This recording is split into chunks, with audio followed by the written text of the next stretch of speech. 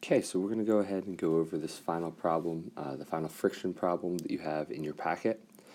For this one, we have a car skidding to a stop because it slams on the brakes, and we're looking for the coefficient of friction. So the first thing I'm going to do, the thing that I always do first, is I'm going to go ahead and draw my free body diagram. Now, I don't know the mass of my car, so I'm just going to call it M. The forces I have acting on it, I'm going to have the normal force because it's on a surface, the road. I'm going to have the force of gravity going down. I'm going to say that the car is traveling to the right that way, so that means that I have friction going back to the left as it's entering the skid. Now, you might want to say that there's another force going forward. Simply because it's moving forward, we think that there must be a force going forward. However, this goes back to the idea that if you can't name an object exerting a force, there is no force. So there is nothing propelling it forward. The reason why it's going forward is simply because it already was moving forward. The only force we have in the x direction is friction, slowing it down and causing it to accelerate in the opposite direction. Now that I have my free body diagram, I'm going to go ahead and set up my F equals ma in both the x and the y direction. So in the y direction, I have Fn minus Fg, and since there's no vertical acceleration, that entire term is equal to 0. I know I don't have any terms here, but I do know now that Fn is equal to Fg. So that's about all I can get from that.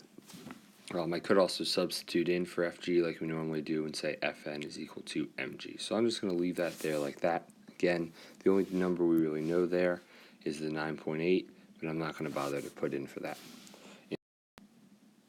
In the x direction, the only force that we have here is that force of friction.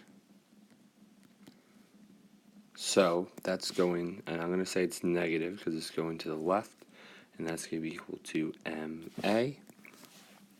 I can go ahead and substitute in for friction, right? I know that friction is mu times my normal force. Still don't know my mass or my acceleration, but we now have mu in there. That's the thing that we're ultimately solving for, so that's a good sign.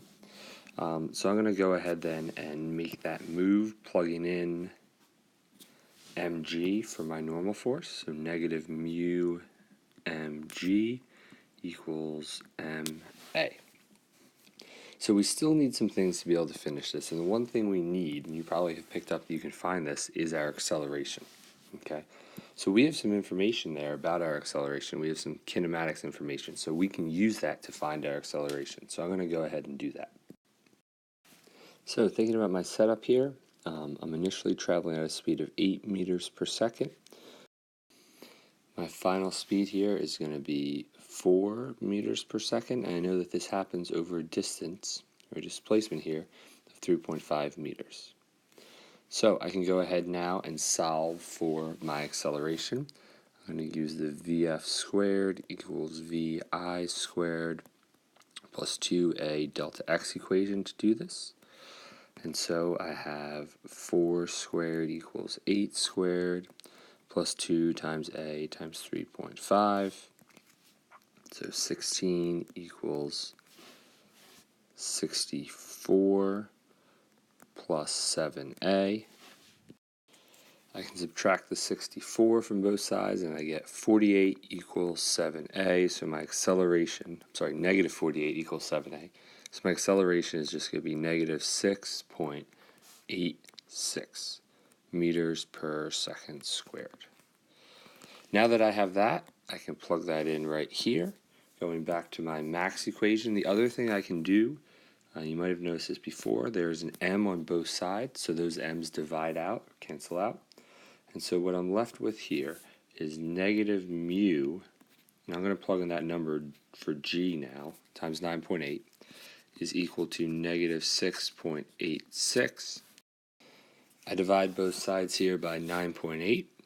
And then that negative on both sides makes both sides positive, and I end up with a mu value here of 0.7.